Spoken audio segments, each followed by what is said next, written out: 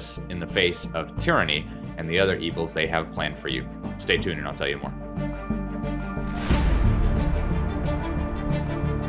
Welcome to another episode of Behind the Deep State, folks. I am your host, Alex Newman, for the New American Magazine. I'm so glad you could join us today. And folks, if you have been following the news, which I don't necessarily recommend, it's mostly psychological terrorism aimed at the American people. But if you've been following the news, you probably noticed that a bunch of unhinged fanatics want to take your guns. And it's all for the best of reasons, right? After a series of mass shootings in our country, many of them perpetrated by Democrats, in one case by a self-proclaimed authoritarian leftist, the racist who shot up the grocery store in Buffalo, who incidentally was communicating with a retired FBI agent for a while over the internet. Seems to happen a lot. I don't know what exactly that means. But anyways, lots of leftists, Democrats, radical extremists, falsely portrayed by the fake media as conservatives and Trump supporters and Fox News viewers. Now the deep state propaganda machine is going crazy over guns. And they just want common sense, reasonable gun control. They're not really coming to take your guns, except actually, yeah, they are, folks. They want to come take your AR-14s. Wait. Take your AR-14s. And all right, folks, before we even get to guns, I want to start with a trap that the deep state has laid here. They're laying out two options for how we deal with these mass shootings. Option one is gun control, and we infringe on your right to keep and bear arms, which of course is flatly and plainly unconstitutional. Option two is more mental health. In other words, we're going to stuff more taxpayer money into the pockets of the same big pharma gangsters that just did what they did to us over the last 2 years. Go back and watch our episodes on the COVID and the injections and all the rest of it.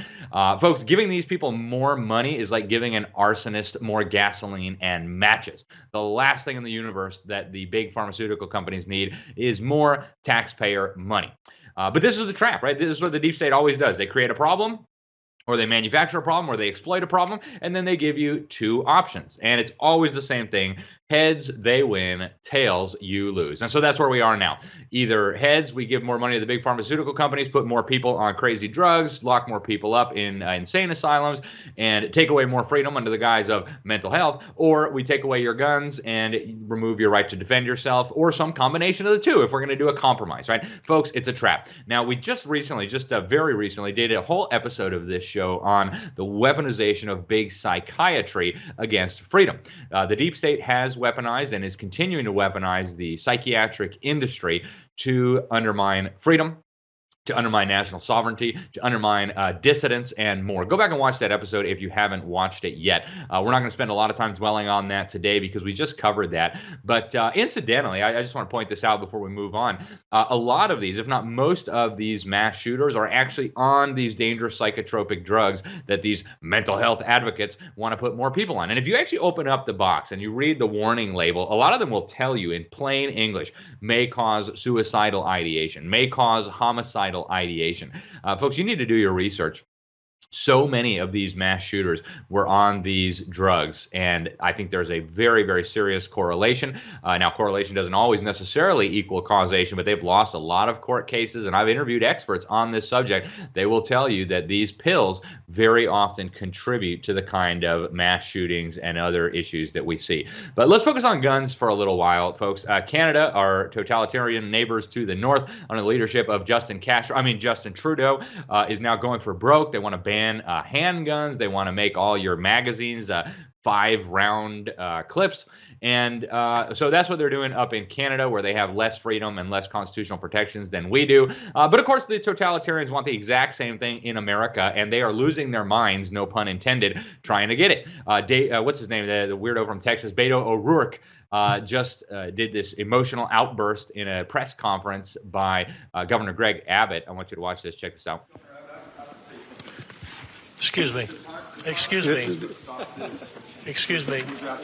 Sit down. You're out of line and an embarrassment. Hey, sit down and don't play this stuff. The next shooting is right now, and you are doing nothing. No, you should get his out of here. This isn't the place to talk this over. This is totally predictable when you... Sir, you're out of line. Sir, you are out of line. Sir, you are out of line. Please leave this auditorium.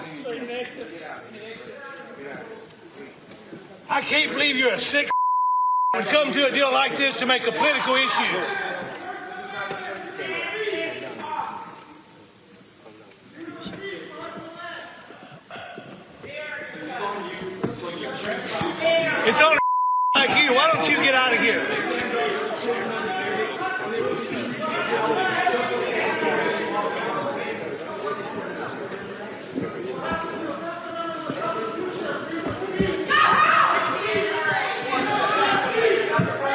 folks. So, I mean, speaking of mental health issues, somebody ought to check out Beto.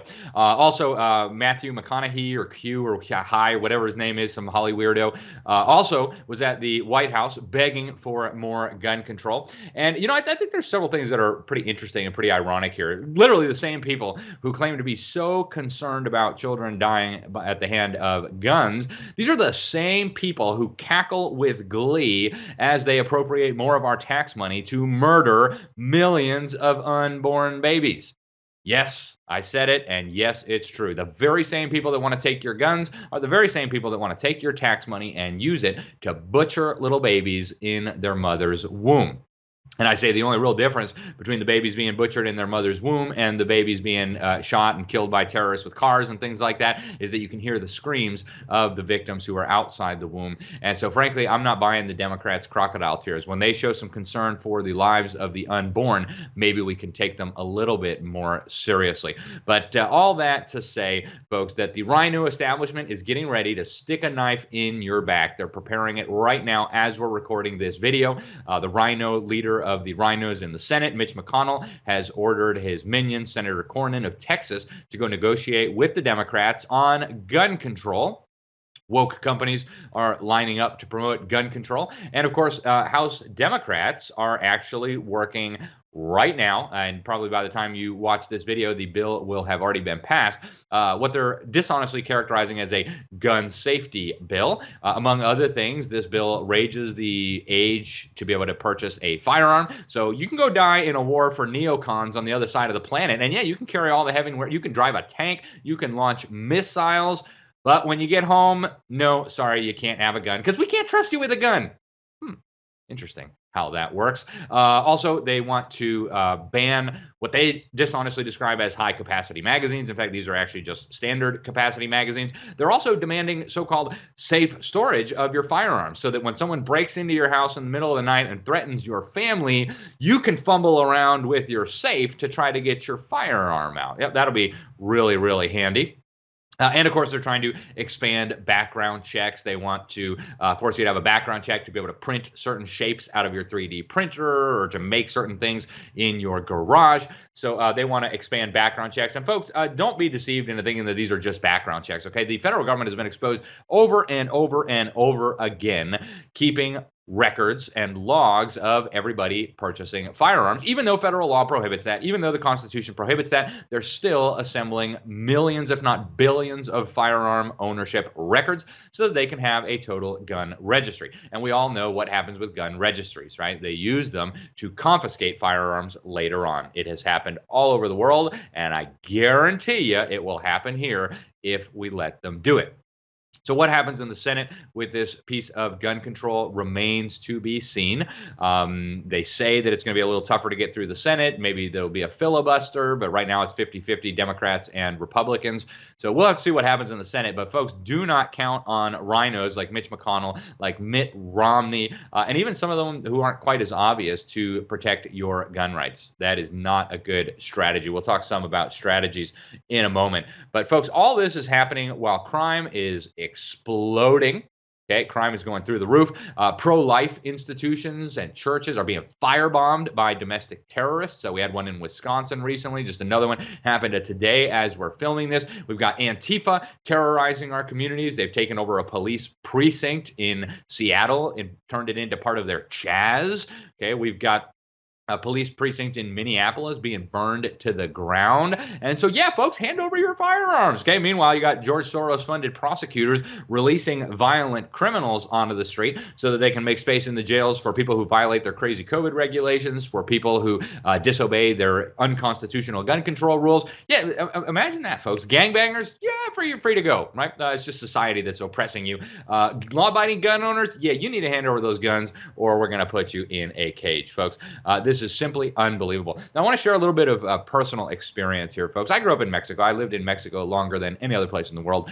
And one of the things that is really obvious in Mexico is that crime is out of control and murder is out of control. In fact, Mexico has a murder rate that is many times higher than the murder rate in the United States. Cartels literally shoot at police officers. They leave dead bodies with severed heads hanging from bridges. They pose as police and block off roads. They have a little saying, they call it plomo o plata, right, where they tell the politicians and the cops and the judges, either you take the plomo, which is the lead, right? In other words, they'll fill you up with bullets, or you take the plata, the money, the silver. And in that case, you could just take the bribes and you can go on living your life. Just pretend not to see the incredible out-of-control crime. So that's Mexico, folks, and guns are everywhere, even though guns are completely and totally banned. It is essentially impossible for a civilian, law-abiding or not, to obtain a firearm legally, and that's by design.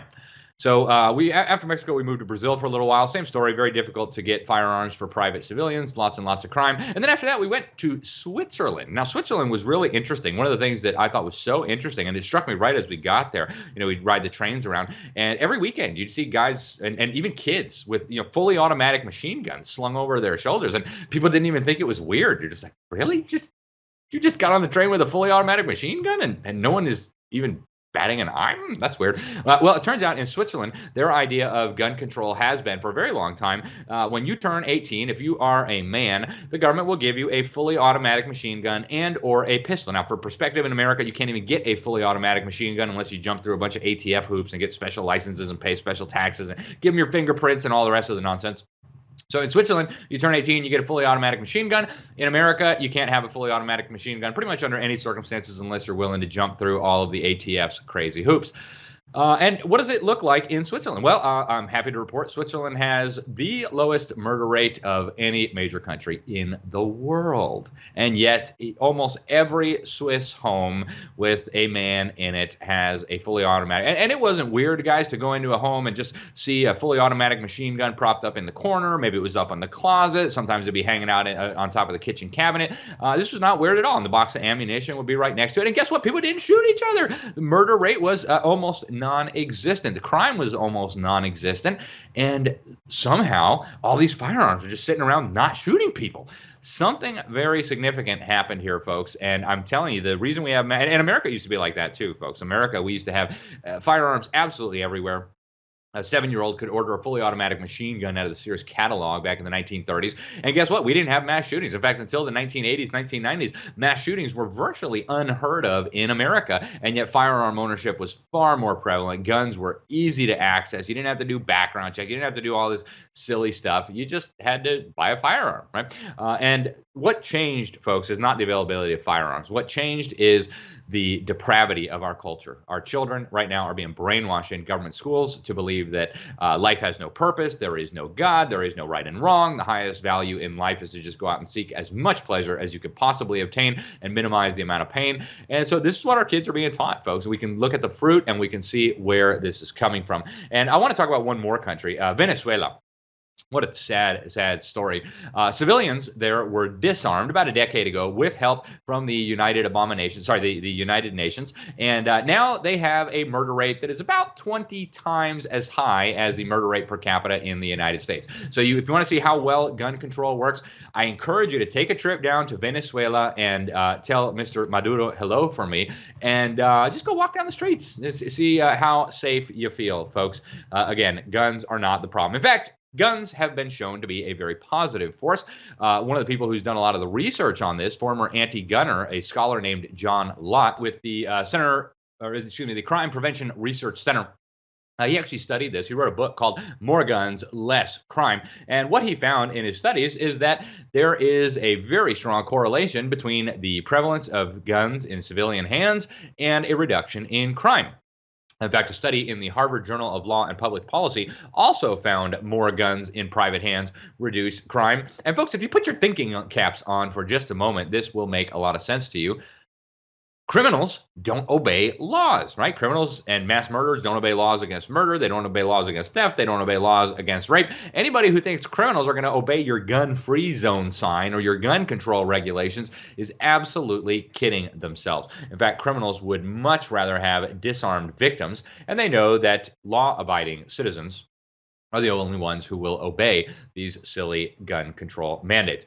Now, folks, the UN has been banging the war drums against our right to keep and bear arms in America for many years. In fact, right now they're seeking an arms trade treaty that would drastically regulate and eventually obliterate the right to keep and bear arms all over the world. And in fact, the UN's minions have repeatedly described our right to keep and bear arms as a human rights violation. Yep, they consider your right to defend yourself a human rights violation. But I want to consider, because the United Abominations has a lot of governments there that really do love gun control, right? North Korea is a really great example. Communist China, Cuba, right? These are all, Venezuela. These are all nations that have stripped their citizens of their right to keep and bear arms. And just for some perspective, folks, the estimates suggest that governments murdered more than 100 million of their own people in the 20th century. And I want you to digest that number for a minute. That's not counting the hundreds of millions of people who died in wars started by governments. That's just the people that governments murdered of their own populations. Now take all the mass murderers, all the mass shooters in all of human history combined, and we're not talking about a drop in the bucket compared to all the blood shed by the mass murdering totalitarian regimes of the 20th century. Okay. Now, those of you who think that gun control might keep you safe from a mass shooting, all you need to do is look at other countries.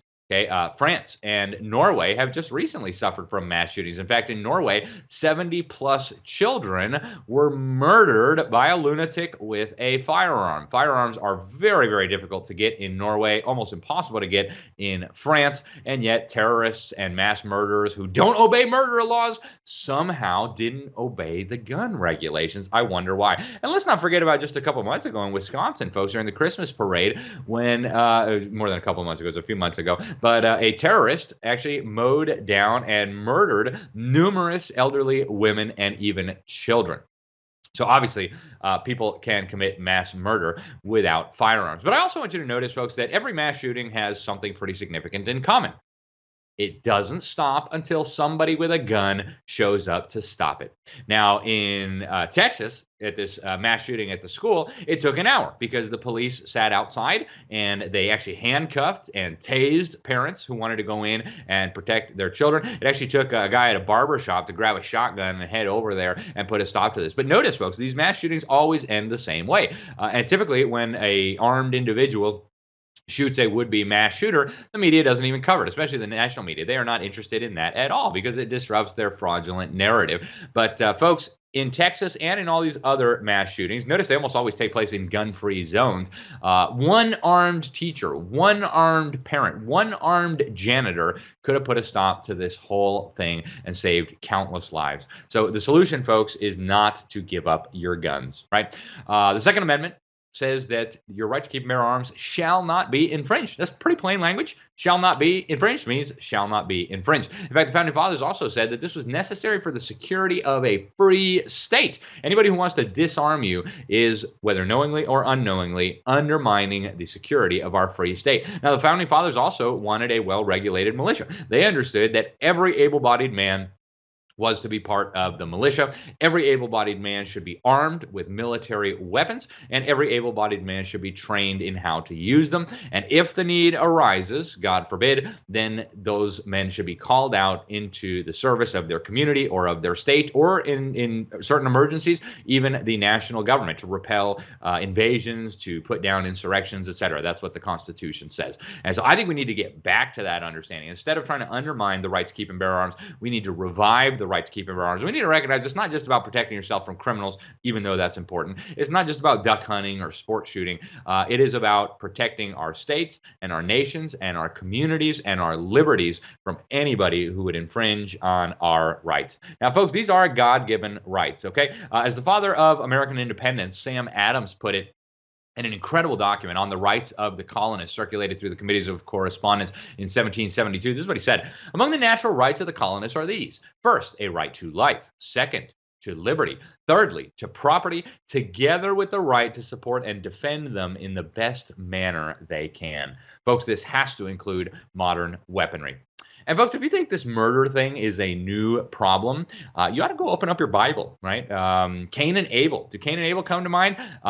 Folks, AR-15s did not exist during Cain and Abel's time. And notice that God blamed the rock for... Oh, wait, no, he didn't, right? Because that's stupid, of course. Okay, Jesus actually commanded his followers in Luke chapter 22, verse 36. He commanded his followers to go buy a sword. And if they couldn't afford it, he said, go sell your cloak. This is what he said. Jesus said to them, but now let the one who has a money bag take it, and likewise a knapsack, and let the one who has no sword sell his cloak and buy one. So theologians have debated the precise meaning of that over the centuries. But folks, to me, it's pretty clear. God wants people to be armed, and we should be. We must not give one single inch on firearms. The deep state doesn't want to keep you safe. The deep state doesn't want to protect children. The deep state wants to make you defenseless, like they did to the people in China, like they did to the people in Cuba, like they did to the people in Nazi Germany, like they did to the people in the Soviet Union and Angola and Mozambique and North Korea, and I could go on, so that they can treat you exactly the way they have treated those populations, like a slave. We must say no. Under no circumstances will you be able to infringe on our right to keep and bear arms. And if they try, we need our state governments, we need our sheriffs, we need our local governments, we need our county governments to stand in the gap and say, no, nobody's going to be infringing on the rights of our people in our jurisdiction. In fact, our founding fathers said, and our Constitution says that, or Declaration of Independence says that the purpose of government is to protect the rights of the people. One of the rights of the people is the right to keep and bear arms. So when the government tries to go after your rights, it is not only not fulfilling its purpose, it is waging war on the very reason for which it was established. It becomes illegitimate. It becomes a usurper. And again, we must rely on our state and local authorities to protect our rights. Thank you for tuning in, folks. I am Alex Newman. This is Behind the Deep State. Please share this video out. Don't let people fall for the lies of the deep state in their effort to take your guns. Thanks again. Until next time, God bless you all.